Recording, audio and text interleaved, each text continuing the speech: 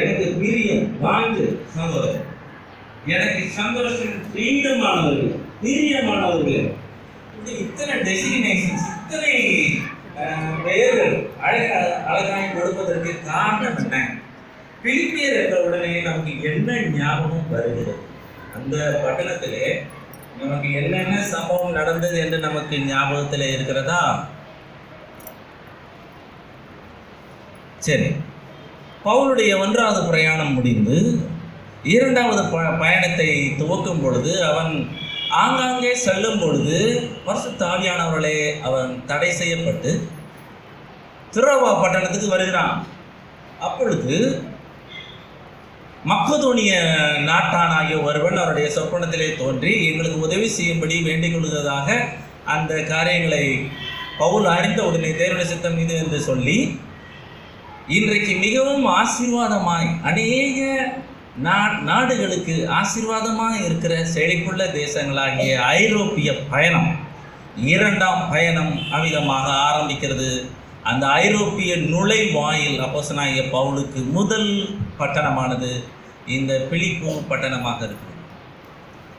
இந்த பிலிப்பு பட்டணம் என்று சொன்ன உடனே நமக்கு என்ன ஞாபகத்திலே வருகிறது? ஏன் இதை சொல்லிக் கொண்டு இருக்கிறேன் என்றால், இவ்விதமாக அறிந்திருந்தால் இதை படிப்பது ரொம்ப சந்தோஷமாக இருக்கும். இதனுடைய அழகு, அதற்காக நாம் அவ்விதமாக சிந்திக்கிறோம். பிலிப்பு பட்டணத்திலே உள்ளே நுழையும் பொழுது அப்போஸ்தலனாகிய பவுல், லூக்கா இவர்களோடு கூட அந்த பிலிப்பு பட்டணத்திலே ஆற்றின் அருகே கூடின ஒரு கூட்டத்தை நாம் பார்க்கிறோம். உடனே நமக்கு என்ன ஞாபகத்திலே வருகிறது? யார் ஞாபகத்திலே வருகிறார்கள்? ஐரோப்பிய நுழைவாயில். இன்றைக்கு கிறிஸ்தவ தேசமாக இருக்கிற இந்த ஐரோப்பிய பட்டணம் முழுவதும், அந்த கண்டம் முழுவதும், அதற்கெல்லாம் முதல் நபர், ரட்சிக்கப்பட்ட முதல் நுழைவாயில் யார்? லீதியாளுடைய உள்ளத்தை கர்த்தர் திறந்தார். அவ்விதமாக பிலிப்பி பட்டணத்தை குறித்து நான் படிக்கிறோம். வேற என்ன அந்த ஊரிலே சம்பவம் நடந்தது என்று நமக்கு ஞாபகத்தில் இருக்கிறதா? அவர்கள் அவ்விதமாக லீதியால் அவள் வீட்டிலே அவர்கள் ஏற்றுக்கொண்ட பிற்பாடாக தினந்தோறும் கர்த்தரை அவர்கள் மையப்படுத்தும் வேளையில் ஒரு பில்லி சூன்யத்திலே அந்த விதமான ஒரு ஆவியை உடைய ஒரு பெண், அடிமை பெண், அவள் ஒவ்வொரு நாளும் அப்போஸ்தலனாகிய பவுலும் அவருடைய சேர்ந்தவர்களை சுற்றி பின்னாடி வந்து இப்படி சொல்லுகிறார், இவர்கள் உன்னதமான தேவனுடைய ஊழியக்காரர், ரட்சிப்பின் வழியை நமக்கு அறிவிக்கிறவர்கள் என்று சொல்லிக்கொண்டே வருகிறாள். ஒரு நாள் பவுல் அவளுக்குள்ளே இருந்த அசுத்தாவியை துரத்துகிறான். ஆதலால் மிகப்பெரிய கலவரம் நடக்கிறது பிலிப்பி பட்டணத்திலே. அந்த கலவரத்துக்கு அதோடைய விளைவாக அவர்கள் பவுலும் சீலாவும் சிறைச்சாலையிலே போடப்படுகிறார்கள். இதெல்லாம் நமக்கு நன்றாய் தெரியும் அல்லவா? அந்த சிறைச்சாலையின் உட்காவலரையிலே அவர்கள் பாடல் பாடுகிறார்கள். அது ஜெயில். அந்த சிறைச்சாலைக்காரன் ரட்சிக்கப்படுகிறான், பூமி அதிர்ந்தது ரட்சிக்கப்படுகிறான். பிற்பாடாக அந்த சம்பவங்கள் முடிந்த பிற்பாடாக அலுவலர்கள், அதிகாரிகள் அவர்களை வருந்தி கேட்டுக்கொண்டு அவர்களை இந்த பட்டணத்தை விட்டு வெளியே போக சொல்கிறார்கள். அவ்விதமாக இந்த பட்டணத்திலிருந்து அவர்கள் தெசலோனிக்கே பட்டணத்துக்கு வருகிறார்கள். இந்த பட்டணத்தில் நடந்த சம்பவங்கள், அந்த சம்பவங்களால் அவனுடைய உள்ளம் நிரம்பி இருக்கிறது. பிலிப்பிய நிருபம் என்று சொன்ன உடனே அவன் சிறைச்சாலையிலே, ரோம சிறைச்சாலையிலே இருக்கிறான் அப்போஸ்தலனாகிய பவுல்.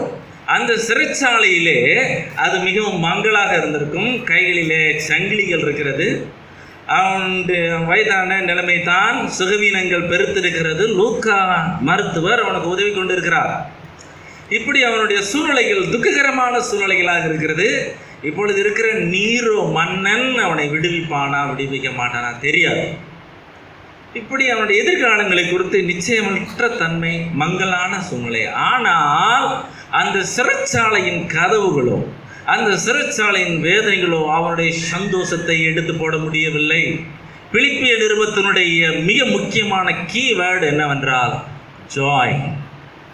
ஹாப்பினஸ் கிடையாது, ஜாய். ஹாப்பினஸுக்கும் ஜாய்க்கும் நிறைய வித்தியாசம் இருக்குது. Happiness depends upon the happenings.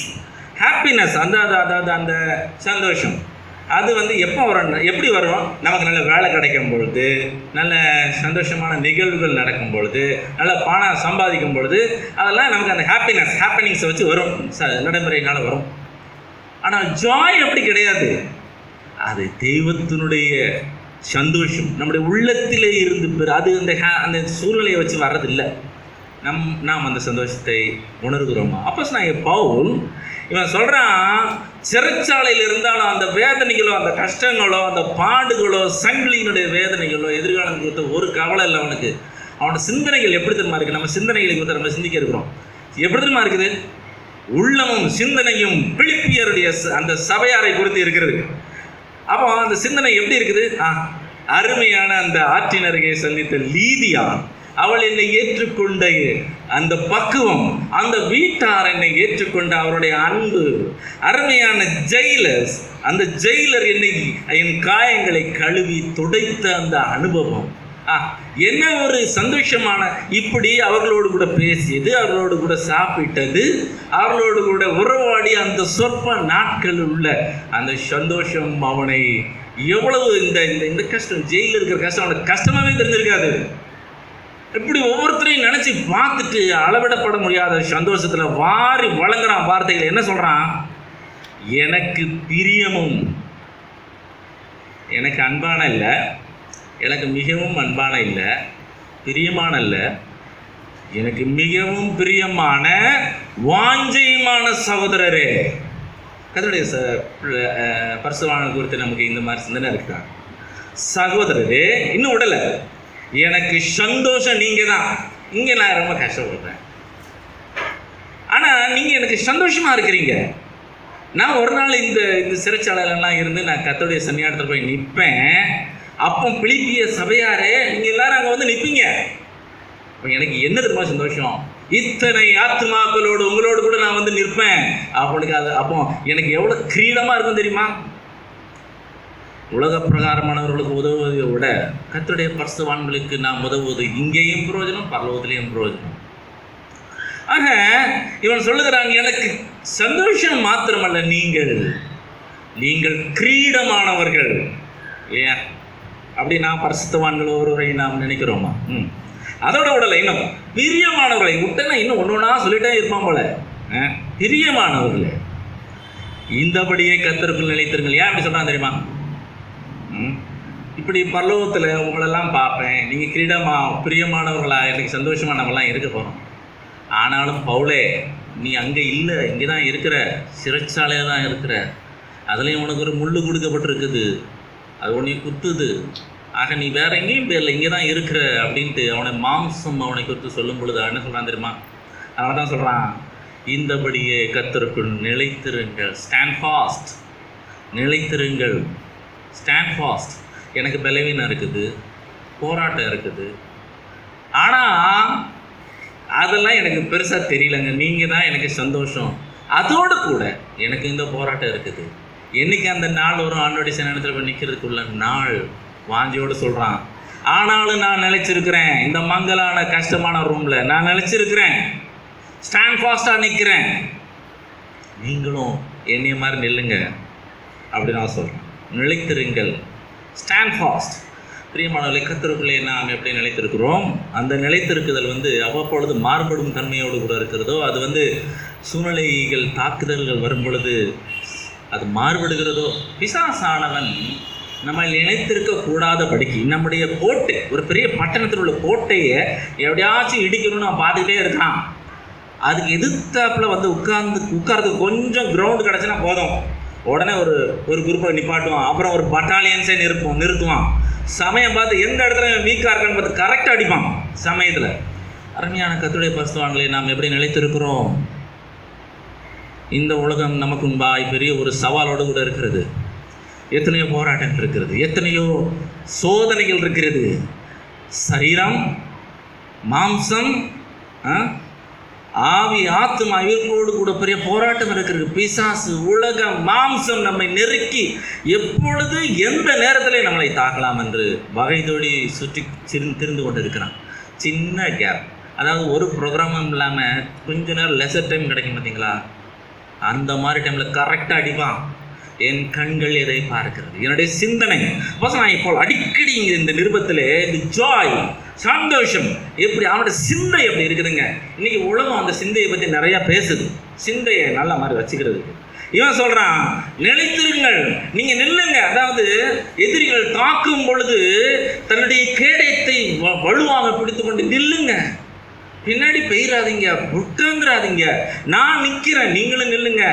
ஏன் அப்படி சொல்லிக்கிட்டு இருக்காங்க தெரியுமா? இன்னைக்கு நிறைய பிரச்சனைகள் உலகத்தில் இருக்கிறது. அந்த பிரச்சனைகளை பாருங்களேன், அப்படி நில்லுங்கன்னு சொல்லிட்டு அடுத்த வசனத்தை பாருங்க. இதெல்லாம் இந்த வசனங்கள் நமக்கு நன்றாய் தெரியும். சின்ன சிந்தனைகளுக்காக நாம் மறுபடியும் சிந்திப்போம். கர்த்தருக்குள் ஒரே சிந்தையா இருக்க ஏயோதையாளுக்கும் சிந்திக்கையாளுக்கும் புத்தி சொல்லுகிறேன். இந்த வசனத்தை படிக்கும் பொழுது நம்முடைய சிந்தனையில் என்ன வருது? ஒரே சிந்தையா எப்படி இருக்க முடியும்? நாம் ஒவ்வொருவரும் நம்முடைய டேஸ்ட் டிஃபர் ஆகுது. வித்தியாசமான நமக்கு டேஸ்ட்டு ஒருத்தருக்கு ஒரே மாதிரி இருக்கிறது கிடையாது. நம்முடைய பிராட்டம், நம்ம வளர்ந்த சூழ்நிலை, குடும்ப சூழ்நிலை, நம்முடைய கல்வி, நம்முடைய என்வரான்மெண்ட்டு, நம்முடைய சூழ்நிலை எல்லாமே ஒருத்தருக்கு ஒரே மாதிரி இல்லையே. எல்லாமே டிஃப்ரென்ஸ் இருக்குது. எல்லாத்துக்கும் வேறுபட்ட சூழ்நிலை, கேரக்டர். நம்முடைய தெய்வம் காட் ஆஃப் த டிஃபரன்சஸ். அவர் பாலைவனத்தை உண்டாக்கி இருக்கிறார், மலைகளையும் அருவிகளையும் உண்டாக்கி இருக்கிறார். அப்படிதான் நம்ம இருக்கிறோம். அப்போ இவைகள் மத்தியில் எப்படிங்க ஒரு சிந்தனையா இருக்க முடியும்? அது ஈஸியான விஷயம் இல்லை. ஆனால் எப்படி இருக்க முடியும்? கர்த்தருக்குள், இன் கிரைஸ்ட், கிறிஸ்துவுக்குள், கர்த்தருக்குள் ஒரே சிந்தையா இருக்க முடியும். அது எப்படி? சாதாரண விஷயம் இல்லை. இப்போ நமக்குள்ளே பாருங்களேன், ஒரு சபை என்று எடுத்துக்கொண்டால் எத்தனை வேறுபட்ட சிந்தனைகள், ஆனால் அவைகளெல்லாம் காக்கப்படுகிறது, கர்த்தரா நிர்வகிக்கப்படுகிறது இல்லையா? ஒருத்தர் வார்த்தை ஒருத்தர் சுமந்து ஒருத்தர் விட்டு கொடுத்து இல்லையா? இங்கே என்ன நடக்கிறது? இதிலே கஷ்டம் இருக்கிறது. என்ன? ஒரே சிந்தையாக இருக்க ஏயோதியாளுக்கும் சிந்திக்கையாளுக்கும் புத்தி சொல்லுகிறேன். இந்த ஒரே சிந்தையா இல்லாமல் இந்த பிலிப்பிய சபையில் நெருக்கடி. என்ன? ஏயோதியாள் என்ற அருமையான சகோதரி, சிந்திக்கை என்ற அருமையான சகோதரி. நீங்கள் பாருங்க, இந்த ஒரே சிந்தை சகோதரிகள் இடத்துல இல்லை. இப்போ என்ன நடக்குது? இந்த ஒரே சிந்தை இல்லாட்டினா என்ன நடக்கும்? ஒரு சின்ன கேப் வரும். அந்த டிஃப்ரென்ஸுனால, வித்தியாசங்களால கேப் வரும். அப்போ செய்ய மாட்டாங்க, கொஞ்ச நேரம் அப்படியே கொஞ்சம் தள்ளி போவாங்க. அப்புறம் இந்த சகோதரிக்கு ஒரு குரூப், அப்புறம் இந்த சகோதரிக்கு இந்த குரூப், அப்புறம் அவங்களுக்கு அதை அப்படியே வேற்றுமை சிந்தனைகள் அந்த கணவனை ஸ்பாயில் பண்ணும். அந்த கணவன் அப்புறம் கொஞ்சம் பேர் அவங்களுக்கும் சேருவாங்க. அப்படி கொஞ்சமாக டிஃப்ரென்ஸ் வரும், டிவிஷன்ஸ் வரும், கொஞ்சமாக அப்படியே போயிட்டே இருக்கு. இதை பொறுக்க முடியல அப்போஸ்தலனாகிய பவுலுக்குங்க. என்ன, இவன் இந்த வசனத்தை வாசிக்கும் போது இந்த சூழ்நிலை பேக்ரவுண்ட் நமக்கு தெரியணும். எப்படின்னா, இந்த பிலிப்பிய சபையா எப்பாப்பிராத்தீத்துவை அவனை நீ ரோமாபுரியில் இருக்கிற நம்முடைய ஆவிக்குரிய தகப்பனாகிய பவுலை போய் பார்த்துட்டு வா, எப்படி இருக்காரு, அவர் விடுதலை பெறதுக்கு வாய்ப்பு இருக்கா அப்படின்ட்டு அனுப்பி விடுறாங்க. எப்பாப்பிராத்தீத்து போகிறான். போயிட்டு வந்துட்டு வரும்பொழுது இந்த மாதிரி ஒரு பிலிப்பிய நிருபத்தை பிலிப்பிய சபைக்கு கொண்டு வரான். இப்போ என்ன, அப்போஸ்தலனாகிய பவுலுடைய அருமையான வார்த்தைகளை படிக்க போகிறாங்க அப்படின்ன உடனே சபையார் எல்லாரும் நிறைஞ்சு இருக்கிறாங்க. அந்த நேரத்தில் பிலிப்பிய நிருபத்தை ஒருவேளை அந்த சபையில் இருக்கிற எல்டர் அல்லது ஒருவேளை எப்பாப்பிராத்தீத்துவே யாராச்சும் ஒருத்தர் இந்த மாதிரி வந்துட்டு படிக்கிறாங்க. ஒன்றா ஒரு 82 வசனம் போயிடுச்சு. 83வது வசனத்தை நெத்தி அடித்த மாதிரி அடிக்கிறான் பவுல். என்ன சொல்கிறான்? கர்த்தருக்குள் ஒரே சிந்தையாக இருக்க ஏயோதியாளுக்கும் சிந்திக்கையாளுக்கும் புத்தி சொல்லுகிறேன். நீங்கள் யோசித்து பாருங்கள், இந்த சகோதரியால நீங்களாட்டே நினச்சி பாருங்கள். உங்கள் பேரை சொல்லி சபையில் ஃபுல் பேக்கடா நிறைய பேர் அப்போஸ்தலனாகிய பவுல் என்ன சொல்கிறான்னு பார்த்துக்கிட்டே இருக்கும்பொழுது, கேட்டுக்கிட்டே இருக்கும்போது, சகோதரர்களை சொன்னால் கூட பரவாயில்லைங்க, அட்ஜஸ்ட் பண்ணிட்டு போயிடலாம், ரைட்டு. ஆனால் சகோதரிகளை சொல்கிறது எவ்வளவு சென்சிட்டிவான விஷயம் தெரியுமா? அந்த சகோதரி சாதாரண சகோதரிகள் இருக்க மாட்டாங்க. கண்டிப்பாக நல்ல நிலைமையில ஆசீர்வதிக்கப்பட்ட கர்த்தருக்கு பயன்படுகிற சகோதரர் பேரை சொல்லி அடிச்சுனா என்ன ஆகும்? இந்த சூழ்நிலை உங்களுக்கு புரியுதா? அப்பா இப்படி சொன்ன உடனே என்ன நடந்திருக்கும்? ஒருவேளை ஏயோதியாள் சகோதரிக்கு முகமே வெளுத்து போயிருக்கும். எல்லாத்துக்கு முன்னாடி இவ்வளோ நாள் அமைதியாக நடந்துகிட்டு இருந்த விஷயம் இப்போ ஒரே கூட அப்போஸ்தலனாகிய பவுல் போட்டு உடையான். நேருக்கு நேரம் அடித்த மாதிரி எல்லாரும் ஒன்று அந்த சகோதரியை பார்த்துருப்பாங்க. அவன் வெளுத்து போயிருக்கும், உள்ளம் கொதிப்படங்க இருக்கும் இல்லையா? சிந்திக்கையாளுக்கும் ஒன்றும் ஓடி இருக்காது, அப்படியே வெக்கத்தில் தலை குனிஞ்சு போயிருப்பாங்க. ஏன் அப்போஸ்தலனாகிய பவுல் ஏன் தனியாக சொல்ல வேண்டியதானே அப்படிலாம் நினைக்கிறதுக்கு வாய்ப்பு இருக்குது. இந்த சகோதரி என்ன தெரியுமா நினச்சிப்பாங்க? நீ எப்பாப்பிராத்தீத்துவே, நீ அங்கே போய் எங்களை பற்றி நல்லா போட்டு விட்டுட்டேனே அப்படின்னு நினச்சிருப்பாங்க. பார்க்குறோம். சரி, இப்பேற்பட்ட ஒரு சூழ்நிலையில் இந்த மாதிரி கர்த்தருக்குள் ஒரே சிந்தையாக இருக்க ஏதியாளுக்கும் சிந்தைக்கையாளுக்கும் புத்தி சொல்லுகிறேன் ஒரு போட்ட உடனே டெரர் ஆயிரும், சபையை டெரர் ஆயிரும். என்ன அப்பா எல்லாரும் பார்த்துப்பாங்க அந்த சகோதரியோட நிலைமை. சபையிலே சில நேரங்களிலே ஒழுங்கு நடவடிக்கைகள் ஆலோசனைகளுக்காக சொல்லும்போது கஷ்டமாக இருக்கும். ஆனால் சில நேரங்களிலே அவசியப்படுகிறது. ஆனால் அப்பதான் போல் அதோடு கூட முடிக்கவில்லை, தொடர்கிறது. சரிப்படுத்தப்படும் பொழுது அதற்கு எதுவும் செய்ய வேண்டும் என்று வேதம் சொல்லுகிறது. ஆனால் இந்த சகோதரிகள் உண்மையிலேயே சோர்ந்து போயிருப்பாங்க. சோர்ந்து போய் இனிமே அவங்களால என்ன செய்ய முடியும்? சபையில் இனிமே அவங்களால எதுவுமே ஊழியம் செய்ய முடியாது, எதுவுமே செய்ய முடியாது. வெட்டு அந்த பார்க்குறவங்களும் வித்தியாசமாக போகும். அப்படிங்கும்போது ஐயோ எதிர்கால கேள்விக்குறிதான் சகோதரிகள்ல. அப்போ புத்தி சொல்லுகிறேன் போட்ட உடனே கலவரம் அடைஞ்சு போயிருக்கும். ஆனால் இந்த ஒரு சூழ்நிலைக்கு அப்புறம் பவுல் எப்படி சொல்கிறாங்க பாருங்களேன். 3ஆம் வசனத்தை படிக்கிறோம். அன்றியும் என் உத்தம கூட்டாளியே அவர்களுக்கு உதவியாக இருக்கும்படி உன்னையும் வேண்டிக் கொள்கிறேன். எப்பா பிரார்த்தித்து மாட்டி விட்டுட்டியா அப்படின்ட்டு வேதனையில் இருந்த அந்த சகோதரிகள், அந்த கூட்டத்தார் யாவருக்கு முன்பாக அப்போஸ்தலனாகிய பவுல் எழுதுகிறாங்க. அன்றியும் என் உத்தம கூட்டாளியே மை ஃபெலோ. நான் இந்த மாதிரி இப்படி எழுதிட்டேன். என் கூட்டாளியாக எப்பா பிரார்த்தித்துவே நீ அவங்களோட பேசி சமாதானமாக சரி பண்ணி நிலைமை என்ன, ஏன் இப்படி எழுதுறான் நீ சொல்லி சரி பண்ணிடுவேன். ஏன்னா நீ எனக்கு ஒத்த யொஃபெல்லோ, நான் ஒரு மாடு மாதிரி இழுக்கிறேன், நீ ஒரு மாடு மாதிரி இழுக்கிற, நீ சரி பண்ணிடுவ. நீ உத்தமன். சபையாருக்கு முன்னாடி அவன் எப்பா பிரார்த்தித்துவ எப்படி டிஃபெண்ட் பண்ணுறான் பாருங்களேன். அவனை பற்றி என்ன நினைப்பாங்க அதெல்லாம் யோசித்து அப்போஸ்தலனாகிய பவுல் எப்படி அந்த எப்பிரார்த்தித்துக்கு சப்போர்ட் பண்ணுறான் பாருங்களேன். நாம் எப்படி அதை செய்வோம்? உத்தம கூட்டாளியே அவர்களுக்கு உதவியாக இருக்கும்படி உன்னையும் வேண்டிக் கொள்கிறேன். நீ தான் அவங்களுக்கு உதவியாக இருக்கணும். அவங்க சோர்ந்து போயிட்டாங்க, பலவீனப்பட்டு போயிட்டாங்க, கண்ணீர் வடிச்சிட்டாங்க. இனிமேல் அவங்களால எந்திரிக்க முடியாது. ஆனால் இரட்சகருடைய வசனம் நம்மை விழச் செய்வதும் நம்மை விழும்பொழுதெல்லாம் தூக்கி விடுகிறது. மடங்கடிக்கப்பட்டவர்களை தூக்கி விடுகிற தெய்வமாக இருக்கிறது இல்லையா? என்ன நடக்குது? என் உத்தம கூட்டாளியே அவர்களுக்கு உதவியாக இருக்கும்படி உன்னையும் வேண்டிக் கொள்கிறேன் அப்படின்னு சொல்லிட்டு இப்போ வர்றான். அடுத்த பாருங்க. அவர்கள் கிழவந்தோடும் மற்ற என் உடன் வேலையாட்களோடு கூட சுவிசேஷ விஷயத்தில் என்னோடு கூட மிகவும் பிரயாசப்பட்டவர்கள். நீங்கள் இந்த ஏதியாலையும் சிந்திக்கையாளுக்கும் நீங்கள் ஒரு மாதிரி அண்டர் எஸ்டிமேட் பண்ணுறீங்களோ, நீங்கள் அவங்கள சாதாரணமாக நினைக்கிறீங்களோ, அவங்கெல்லாம் இப்படி நான் சொன்ன உடனே அவங்கள கேவலமாக நினைக்கிறீங்களோ? அவங்க யார் தெரியுமா?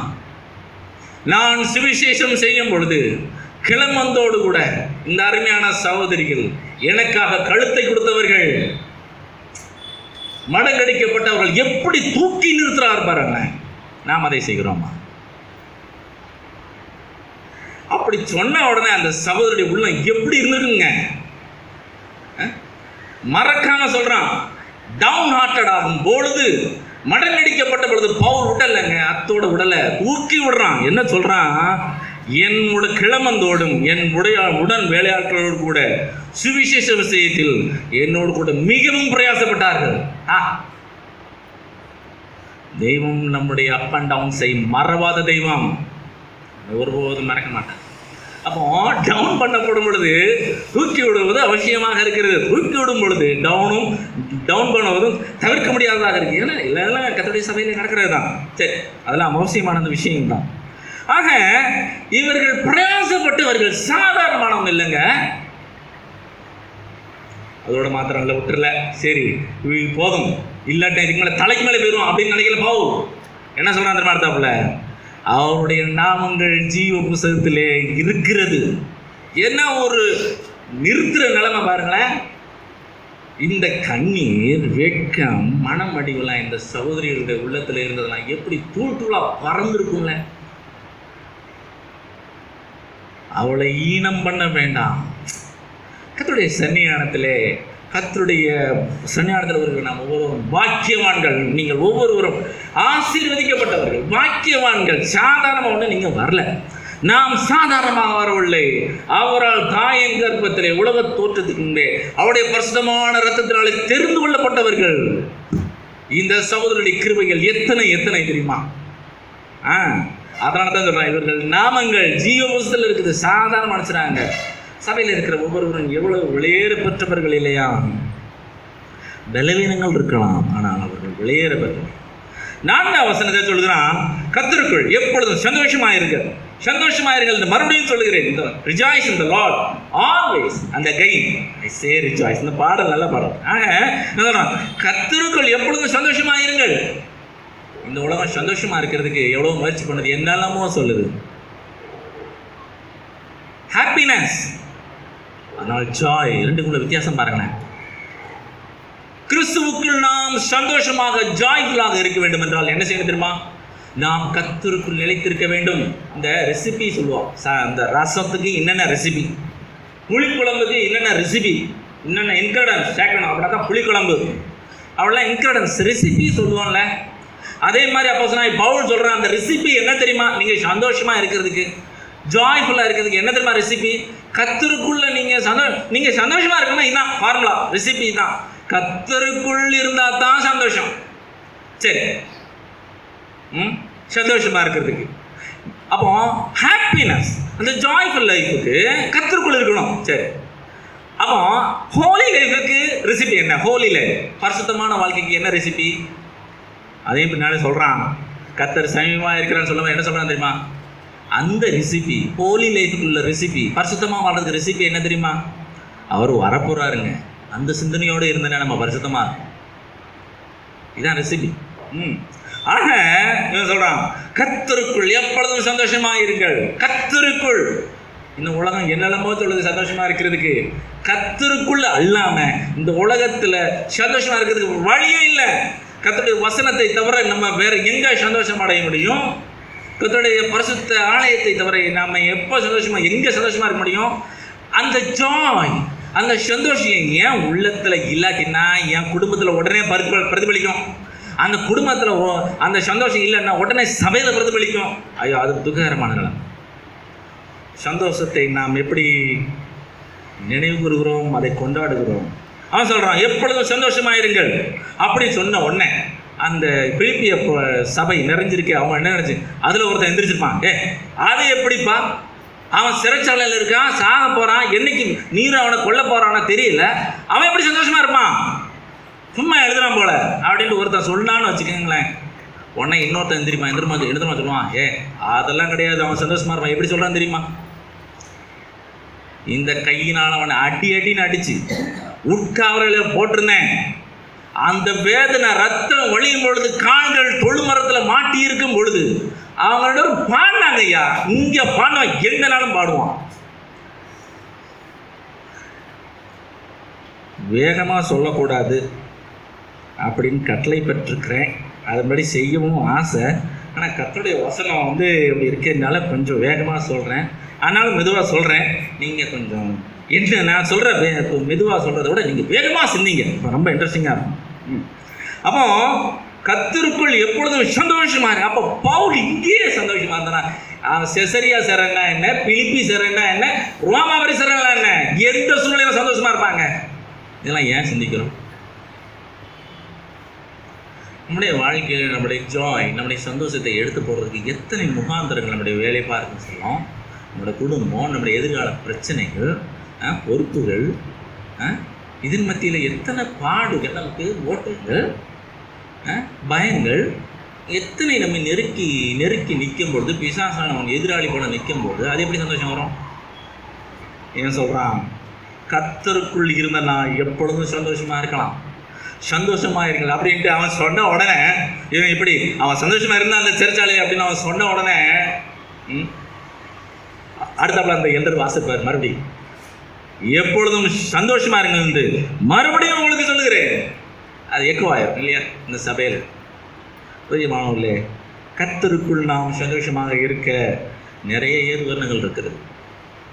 என் சூழ்நிலையிலோ ஹேப்பனிங்ஸ், என்னை சுற்றி நடக்கிற விஷயங்களோ அதை கர்த்தருடைய அவர் எனக்கு தந்திருக்கிற சமாதானத்தை, சந்தோஷத்தை எடுத்துப்பட முடியாது. ஆனால் அது மிகவும் நம்மை பாதிக்கிறதாக இருக்கிறது. சொல்கிறது ஈஸி, செய்கிறதுல ரொம்ப பிரயாசம் இருக்குது. ஆனால் கர்த்தருடைய வசனம் அப்படி சொல்லுதுங்க. பரிசுத்த ஆவியானவர் அப்படி நமக்கு உதவி செய்ய முடியும். சரி, மறுபடியும் சொல்கிறேன். அப்படி சொல்லிட்டு 5ஆம் வசனத்தில் நாம் வேகமாக சிந்திப்போம்.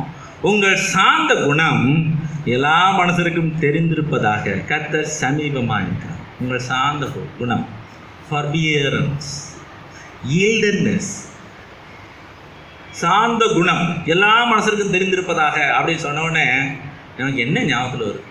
அப்போ சாந்த குணம் சொல்லும்போது என்ன, அதில் உண்மையான கேரக்டர் என்னென்னா, ஒரு பிரச்சனைன்னு வரும்போது விட்டு கொடுக்குற தன்மை. ஒரு பிரச்சனை, சொத்து தவிர ஒரு போட்டி வராமல் அதெல்லாம் வரும்போது இப்படி சொன்னோடனே நமக்கு என்ன ஞாபகத்தில் வருது? மந்தைகள் பெருத்து விட்டது, என்னைக்குனாலும் பிரச்சனை வந்து தான் ஆகும், என்ன தான் பண்ணுறாங்கன்ட்டு சுற்றி இருக்கான், பார்த்துக்கிட்டு இருக்கான். கானானியரும் எபூசியரும் பார்த்துக்கிட்டு இருக்கும்போது அந்த ஆபிரகாமுக்கும் லோத்துக்கும் பிரச்சனை வந்த பொழுது ஆபிரகாம் சொல்கிறான், நாம் சகோதரர். யார் பிரதர்? நாம் சகோதரர். நீ வலது பக்கம் போனால் நான் இடது பக்கம் போகிறேன், நீ கிழக்க போனால் நான் மேற்க போகிறேன். என்ன ஒரு விட்டு கொடுக்கும் தன்மை, அதான் yieldedness, forbearance. அது எவ்வளோ கஷ்டம், ஈஸியான விஷயமா? அவன் போயிட்டான். ஆபிரகாம் ஒன்றுமில்லாத நான் இருக்கும் பொழுது அப்பொழுது ஆசீர்வதிக்கிறாருங்க ஆண்டவர். நீ வடக்கப்பா, தெக்கப்பா, கிழக்கப்பா, மேக்கப்பா, சும்மா ஒன்று அவனை ஆசீர்வதிக்கலையே. forbearance, yieldedness, விட்டு கொடுக்கிற தன்மை, பொறுத்து கொள்கிற தன்மை. இதெல்லாம் சொல்கிறது ஈஸி, ஆனால் கர்த்தருடைய பிள்ளைகளாகி நாம் அதை செய்தே ஆக வேண்டும். ஒரு வழி இல்லை. இந்த சாந்த குணம் எபூசியருக்கு, கானானியருக்கு விளங்கியதுங்க. இன்னைக்கும் நம்ம படிக்கிறோம். இதெல்லாம் படிக்கிற பாருங்க. அருமையான ஏதிகால் சிந்திக்கையால் பற்றிலாம் படிக்கிறோம். உண்மையிலே அவளை பற்றி அப்படிலாம் எழுதும்போது நீங்கள் கொஞ்சம் யோசிச்சு பாருங்கள். 2ஆம் வசனத்தோட முடிச்சிருந்தானா எப்படி இருந்திருக்கும்? ஆண்டவர் முடிக்காது. இப்போ முடிச்சிருந்தா என்ன, இந்த நிருபம் பிலிப்பியில் மட்டுமா வாசிக்கப்பட்டிருக்கோம்? காலத்துக்கு நம்ம இப்போ வாசிட்டு இருக்கோமே, உலகமெல்லாம் ஆண்டவர் வர்ற வரைக்கும் ஏதிகால் சிந்திக்காது. ஐயோ மானப்பற விஷயம். ஆனால் ஆண்டவர் அப்படி விடுகிற தெய்வம் இல்லை. இல்லை, எவ்வளோ பயங்கரமான விஷயம். காலத்துக்கும் நிருபம் வாசிக்கப்படும். ஜீவனுள்ள வார்த்தைகள் இந்த பேர் வரும். அதோடு விட்டு விடுகிற தெய்வம் அல்ல. இந்த ஆபிரகாம் விட்டு கொடுத்தான்னு பாருங்களேன். ஆக உங்கள் சார்ந்த குணம் எல்லா மனுஷருக்கும் தெரிந்திருப்பதாக அப்படின்னு சொல்லிட்டு கர்த்தர் சமீபமாக இருக்கிறார். அப்போ சொன்னால் இப்போ அவருடைய watch word, the Lord is near or the Lord is at hand. அவர் பக்கத்தில் இருக்கிறார், சமீபமாக இருக்கிறார். அதாவது என்ன சொல்ல வர்றாரு? ஆண்டவர் வரப்போறாரு, வாசல் நிற்கிறாரு. அதனால நீங்கள் நம்ம கவனமாக பரிசுத்தமாக விட்டு கொடுத்து ஒரே சிந்தியோடு கூட இருக்கணும் அப்படி சொல்லிட்டு இருக்கிறார் பவுல். அப்போ கர்த்தர் சமீபமாக இருக்கிறார். இந்த வாட்ச் வேர்டு, நம்ம இந்த வாட்ச் வேர்டை, இந்த கர்த்தர் சமீபமாக இருக்கிற இந்த வாட்ச் வேர்டை கிச்சனில், ஆஃபீஸில் போகும்போது வரும்போது, செல்ஃபோன் பார்க்கும்போது, ஒருத்தர் பேசும்போது இந்த வாட்ச் வேர்டை பக்கத்தில் இருக்கிற மாதிரி நினச்சிக்கிட்டோம். எங்கள் ஆண்டவர் தூரத்தில் இல்லை, பக்கத்தில் தான் நின்றுட்டு இருக்கிறார். வாட்ச் வேர்டு, கர்த்தர் பக்கத்தில் இருக்கிறார், சமீபமாக இருக்கு. அப்படிங்கும்போது நமக்கு கவனமாக இருக்கும்ல. அதான் சொல்கிறான், கர்த்தர் சமீபமாக இருக்கிறவர் வரப்போறாரு, சமீபமாக இருக்கிறான்னு சொல்கிறான். அடுத்தாப்புல 6ஆம் வசனம் பாருங்கள். நீங்கள் ஒன்றுக்கும் கவலைப்படாமல் எல்லாவற்றையும் குறித்து உங்கள் விண்ணப்பங்களை ஸ்தோத்திரத்தோடு கூடிய ஜெபத்தினாலும் வேண்டுதினாலும் தேவனுக்கு தெரியப்படுத்துங்கள். அப்பொழுது உங்கள் எல்லா புத்திக்கும் மேலான தேவ சமாதானம் உங்கள் இருதயங்களையும் உங்கள் சிந்தைகளையும் கிறிஸ்து இயேசுக்குள்ளாக காத்துக்கும். அப்போ நான் சொல்கிறான், அப்போ நீங்கள் சந்தோஷமாக இருக்க எல்லாம் சொல்லிட்டு சாந்தகுணமாக இருங்கன்னு சொல்லிட்டு 6ஆம் வசனம் சொல்கிறான், நீங்கள் ஒன்றுக்கும் கவலைப்படாதீர்கள். உலகத்தில் இப்படி சொல்கிறாங்க, நீங்கள் எதை பற்றியே கவலைப்படாதீங்க, எதையும் பற்றி சிந்திக்காதீங்க. நிர்வாணாஸ்தி, அதாவது அந்த எம்டினஸ்க்கு வாங்க அப்படின்ற அந்த யோகா எல்லாம் இருக்காங்கல்ல, அந்த எம்டினஸ், ஒன்றுமே இல்லை இந்த உலகத்தில், ஒன்றுமே இல்லை, ஜீரோ அப்படின்னு அந்த ஒரு எம்டினஸ்க்கு உங்களுடைய மைண்டை கொண்டாங்க, உங்கள் சிந்தையை கொண்டாங்க. உங்களை நீங்களே இது பண்ணுங்க, அடக்குங்க, அப்படிலாம் என்னெல்லாமோ டெக்னிக்ஸ் கொண்டாங்க அந்த உலகத்தில். ஆனால் அப்படி இல்லை. அப்போ இவன் சொல்றான், நீங்கள் ஒன்றுக்கும் கவலைப்படாமல் எல்லாவற்றையும் குறித்து உங்கள் விண்ணப்பங்களை ஸ்தோத்திரத்தோடு கூடிய ஜெபத்தினாலும் வேண்டுதினாலும் தேவனுக்கு தெரியப்படுத்துங்கள். அப்போ நமக்கு எத்தனை பிரச்சனைகள், கவலைப்படுறதுக்கு ஏகப்பட்ட விஷயம் இருக்குது. எத்தனையோ காரியங்கள் நம்மை நெருக்கி நிற்குது. கவலை, போராட்டம், ஐயோ இந்த நாள் போகுது எப்படி, அப்பா நன்றி ஆண்டவரே, நாளைக்கு எப்படி இருக்குமா தெரியாது, இந்த உலகம் அப்படி போயிட்டு இருக்குது. அப்போ ஆனால் இது மத்தியில் ஆண்டவர் அழகாக நம்மகிட்ட சொல்கிறாரு. பவுல் சொல்கிறான் பிலிப்பியர் சபையாரை பற்றி, நீ ஒன்றுக்குமே கவலைப்படாங்க. ஏன் இந்த பிலிப்பியர் சபையார் விட்டுட்டு இவன் வந்துட்டான். ஆனால் பிலிப்பியர் சபையாருக்கு எவ்வளோ நெருக்கடி இருக்குது தெரியுமா? எவ்வளோ நெருக்கடி இருக்குது. உலகம் ரோம காலனியாக அது இருக்கிறது. அந்த அடிமைத்தனங்களும் ரோம கலாச்சாரங்களும் கிரேக்க கலாச்சாரங்களும் எல்லாம் பிரவாகித்து வந்து கொண்டிருக்கிறது. அதற்காகவே கினாஸ்டிசம் என்று சொல்லுகிறார்கள். நாஸ்டிசம் அதற்காகத்தான் கொலோசிய நிருபத்தை எழுதுகிறார். இப்படியாக சபையை அந்நிய உபதேசங்களும் எத்தனையோ காரணம் நெருக்கி கொண்டிருக்கிறது. இப்போ ஏற்பட்ட சூழ்நிலை சபையை நெருக்கி கொண்டிருக்கும்போது நான் இங்கே உள்ள கிடக்கிறேன். ஆக இப்படி எத்தனையோ புறக்காரணிகள், எதிரான காரியங்கள், துருபதேசங்கள், யூத சமயத்தார்கள் பயங்கரமான பிரளயமாக வந்து சபையை பட்சிக்க இருக்கிறார்கள். ஓனைகளாக வந்து கொண்டிருக்கும் பொழுது நான் உள்ள இருக்கிறேன். நீங்களும் இப்படி ஒரு மனம் இல்லாமல் ஒரு ஏகசித்தம் இல்லாமல் இருந்தீங்களா எப்படி அப்படின்னு வேதனால தான் இதெல்லாம் சொல்கிறான். அதன் மத்தியில் இவ்வளவு இருக்குது, நாங்களாம் இப்படி இருக்கிறோமே, என்ன ஆகும்? கவலைப்படாதீங்க. நம்முடைய காரியங்கள் எல்லாவற்றையும் ஆண்டவர் பார்த்துக்கொள்வார். ஒன்றும் கவலைப்படாமல் எல்லாவற்றையும் குறித்து உங்கள் விண்ணப்பங்களை ஸ்தோத்திரத்தோடு கூடிய ஜெபத்தினாலும் வேண்டுதினாலும் தேவனுக்கு தெரியப்படுத்துங்கள். என் பிள்ளைக்கு ஒரு தேவைன்னா அவன் என்கிட்ட சொல்லாமல் யார்கிட்டையோ போய் சொல்லிட்டு இருந்தானே எனக்கு எப்படி இருக்கும்? என்னடா என்கிட்ட சொல்லு, என்கிட்ட கேளு, நான் தர்றேன் அப்படிதான் சொல்லுவோம். ஆண்டவர் கேட்டு சொல்லு, தேவனுக்கு தெரியப்படுத்துங்கள். அப்பொழுது எல்லா புத்திக்கும் மேலான தேவ சமாதானம் உங்கள் இருதயங்களையும் உங்கள் சிந்தைகளையும் கிறிஸ்து இயேசுக்குள்ளாக காத்துக்கொள்ளும். ஆக நான் சொல்கிறேன், இப்படி ஆண்டவர்கிட்ட சொல்லும் பொழுது எல்லாவற்றையும் அவர்கிட்ட சொல்லும் பொழுது எல்லா புத்திக்கு மேலான தேவ சமாதானம் பீஸ். அது என்ன ஒரு அருமையான வார்த்தை. இந்த உலகத்தில் எங்கேயாவது எந்த நாடுகளில் சமாதானமாக இருக்குதா? நம்ம நாடு சமாதானமாக இருக்குதா? இத்தனை பிரச்சனை. சரி, உங்கள் ஆஃபீஸ் சமாதானமாக இருக்குதா? உங்கள் வீடு சமாதானமாக இருக்குதா? பக்கத்து வீட்டில் சமாதானமாக இருக்கிறோமா? சபையில் சமாதானமாக இருக்கிறோமா? வெளியே நம்முடைய சபையில் பிரச்சனைகள் ஒன்றும் இல்லை. எத்தனையோ சபையில் எத்தனையோ பிரச்சனைகள். சரி, அது அன்றாட இயல்பு. ஆக இவன் சொல்லுகிறான் தேவ சமாதானம். பீஸ் மாத்திரம் இல்லைங்க, தேவ சமாதானம். காட்லி பீஸ். சரி, தேவ சமாதானம் உங்கள் இருதயங்களையும் உங்கள் சிந்தனைகளையும் கிறிஸ்து இயேசுக்குள்ளாக காத்துக்கொள்ளும். அது என்ன தேவ சமாதானம்? விண்ணுலகை விட்டு இரட்சகராய் இயேசு கிறிஸ்து ஒரு குழந்தையாக பாலகனாக இந்த பூமியிலே அவர் வந்தார். ஏழை மாட்டுக்கொடியிலே சமாதானத்தோடு உறங்கிக் கொண்டு. தேவ சமாதானம் எப்படிப்பட்டது? இந்த உலகத்தில் அவரை எதிர்க்கிறவர்கள் எத்தனை பேர் இருந்தார்கள்? ஒவ்வொரு நாளும் பெரிய பிரச்சனை. எப்படி அவருக்கு விரோதமாக எத்தனை நபர்கள், எத்தனை சவாலான காரியங்கள், நபர்கள், சதிசேர், பிசாசு, இப்படி எத்தனை பேர் அவரை நெருக்கி கொண்டிருக்கிறார்கள், கல்லறையே தேடுகிறார்கள். அவைகளின் மத்தியிலேயும் சமாதானம். கலிலியா கடலிலே பயங்கரமான புயல் அடித்துக் கொண்டிருக்கிறது. யாவரும் அலறுகிறார்கள். நாம் என்றால் அலறுவோம், ஆனால் அவரோ தேவனாய் இருந்தபடினாலே சமாதானமாய் உறங்கிக் கொண்டிருக்கிறார். எப்படிங்க முடியும்? 3 மணி நேரம் தான் இருக்கிறது. 3 மணி நேரத்தில் கெத்செமனே போறாரு. அப்பத்தை எல்லாம் விட்டு கொடுத்துட்டு அந்த பந்தியை விட்டு போகும்போது அதுக்கு பிறகு சொல்றாரு, உங்கள் இருதயம் கலங்காது இருப்பதா? பிதாவிடத்தில் அநேக வாசல்கள். அப்படி இல்லாத நான் உங்களுக்கு சொல்லியிருக்கேன், என் வீட்டில் அநேக வாசல்கள் உண்டு, நான் போய் சமாதானத்தை உங்களுக்கு வைத்து போகிறேன். ஏதோ சாதாரண பீஸ் இல்லைங்க தெய்வம் நமக்கு தர்றது, ஏதோ பீஸ். போ பழச்சி போ, என்னுடைய சமாதானத்தையும் உனக்கு தருகிறேன். இந்த உலகத்தில் அவருடைய சமாதானம் இல்லாமல் நம்மளால் வாழ முடியாது. நம்முடைய உள்ளம் அந்த சமாதானத்தினாலே நிறையும் என்றால், தேவனுடைய சமாதானத்தினாலே நிறையும் என்றால், எந்த புறக்காரணிகளும் என்ன காரியங்களும் நம்மை அசைத்து பார்க்க முடியாதுங்க. நம்ம உலகத்தில் தான் இருக்கிறோம், சொல்கிறது ஈஸி தான், ஆனால் நடைமுறையில் கஷ்டம்தான். ஆனால் இந்த வசனம் ஜீவனுள்ள வசனம், இது நம்மை காப்பாற்றக்கூடிய வாழ வைக்கக்கூடிய வசனம் அல்லவா? அப்போஸ்தலனாகிய பவுல் சிறைச்சாலையிலே அவ்வளவு வேதனையோடு கூட மரணம் நெருங்கி கொண்டிருக்கும் பொழுது அந்த வேதனையின் மத்தியிலேயும் கஷ்டத்தின் மத்தியிலையும் இருட்டின் மத்தியிலேயும் குளிரின் மத்தியிலேயும்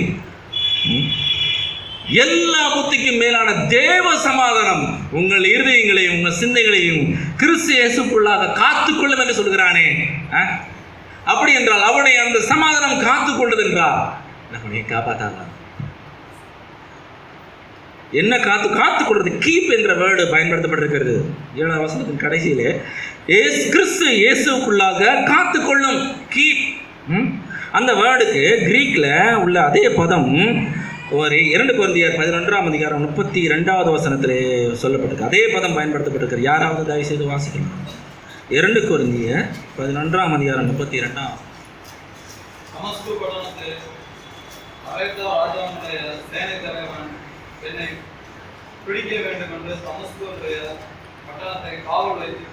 தேங்க்யூ.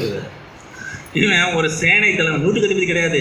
இவனுக்குள்ள எத்தனை நூற்றுக்கு அதிபதி இருக்காங்க? நூற்றுக்கு 100 பேர் சேர்ந்தது தான் ஒரு ஹெட்டு, நூற்றுக்கு அதிபதி. இவன் அத்தனை எத்தனையோ நூற்றுக்கு அதிபதி சேர்ந்த ஒரு சேனை தலைவன். அப்போ எத்தனை பெரிய பட்டாலியன்ஸ், எத்தனை பெரிய ஆர்மி இந்த அரைத்தா ராஜாவினுடைய தலைவன் தமஸ்கு பண்ணதை கவர் பண்ணிட்டான். தப்பிச்சிரு பார்த்துருவான் நீ அப்படின்னு நிற்கிறான்.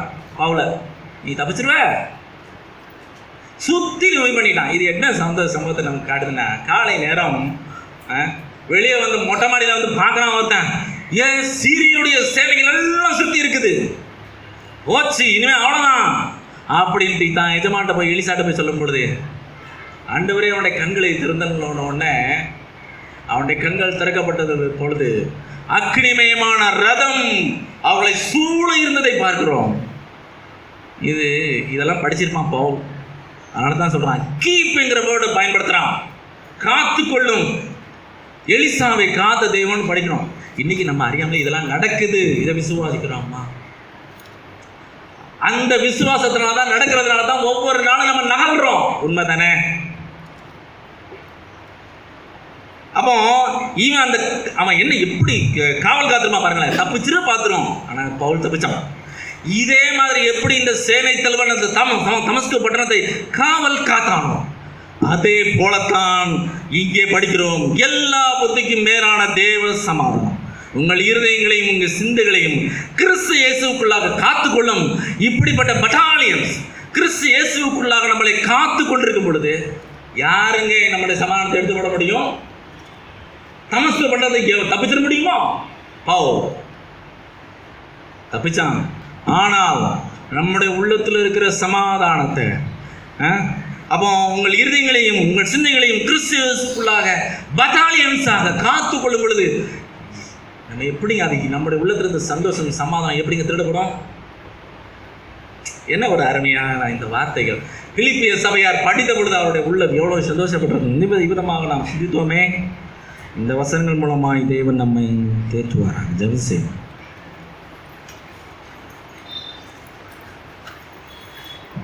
எங்கள் அன்புள்ள ஆண்டவரே, உண்மை துதிக்கிறோம், போற்றுகிறோம். மீடியமாக தேவனுடைய சிநேகத்திலே சபையாராய் நாங்கள் வந்து ஆராதிக்க அவருடைய மரணத்தை தெரிவிக்க உதவி செய்தீர். உங்களுடைய வசனங்களுக்காக ஸ்தோத்திரம். இதை சந்தோஷமாக நாங்கள் படிக்கிறோம். உங்களுடைய வசனம் எங்களுக்கு சந்தோஷமாக இருக்கிறது, எங்களை உயிர்ப்பிக்கிறது, தைரியம் தருகிறது. அதனால் தான் நாங்கள் வாழுகிறோம். இந்த வேதம் இல்லாவிட்டால் நாங்கள் எப்பொழுதோ என்றைக்கோ ஆகியிருக்கோம். ஆனால் வல்ல ஜீவனுள்ள வாக்கு தத்துவங்களாலே நீர் எங்களை சந்தோஷப்படுத்துகிறதுக்காக ஸ்தோத்திரம். நாங்கள் பலவீனப்படும் பொழுதெல்லாம், பயப்படும் பொழுதெல்லாம், துவண்டு போகும் பொழுது, மடங்கடிக்கப்படும் பொழுதெல்லாம் எங்களை தெய்வம் எவ்வளவு நிறுத்துகிறதை நாங்கள் பார்க்கிறோம். அவருடைய வார்த்தைகள், அவருடைய அணுகுமுறைகள் எவ்வளவு ஒரு ஜென்டில்னஸ் ஆக எங்களை அவர் படிப்பிக்கிறார், எங்களை உதவி செய்கிறார். உண்மையிலேயே ஆண்டவரே, உண்மையில்லாமல் ஒன்றும் செய்ய முடியாது. இந்த உலகம் சமாதானத்துக்காக, ஹாப்பினஸ்க்காக எவ்வளோ அலைந்து திரிகிறது, அடையக்கூடாமல் இருக்கிறது. கர்த்தருடைய பிள்ளைகளாகிய நாங்கள் ஒரு சில நேரத்தில் சமாதானத்தோடு கூட இருக்கிறோம். நம்முடைய சமாதானம் யாரால் எடுத்துப்பட முடியும்?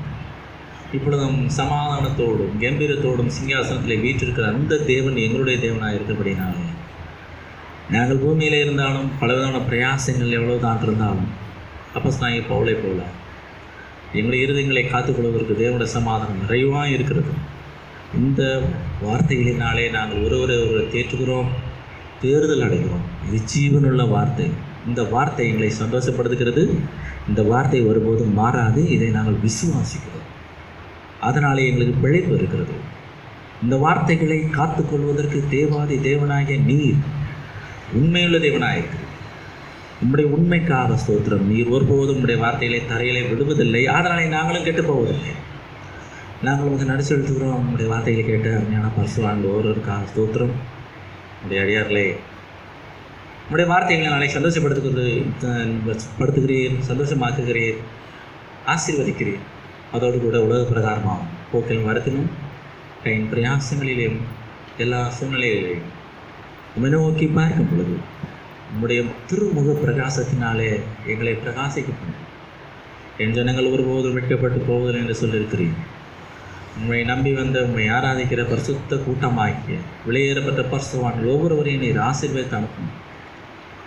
நீர் சந்தோஷப்படுகிறீர், அதுக்காக நன்றி. மறுபடியும் நீர் வரும் வரைக்குமாக எங்களால் ஏந்த காரியங்களை உங்களுக்காக செய்யவும் விலை மகிழ்ந்து கழிக்கிறவும் நீர் எங்களுக்கு உதவி செய்ய நாங்கள் கெஞ்சி மன்றாடுகிறோம். சபையாரை ஆசீர்வதியும் ஆசீர்வதித்து அனுப்பும். ஜெபம் கேட்டீரே, நன்றி. இந்த ஆண்டவராகிய இயேசு கிறிஸ்து மூலம் வேண்டிக் கொள்கிறோம் பிதாவே, ஆமென். ஆத்மாவே கர்த்தரை ஸ்தோத்திரி, நாமத்தை ஸ்தோத்திரி, ஆத்மாவே கர்த்தரை ஸ்தோத்திரி, அவர் செய்த சகல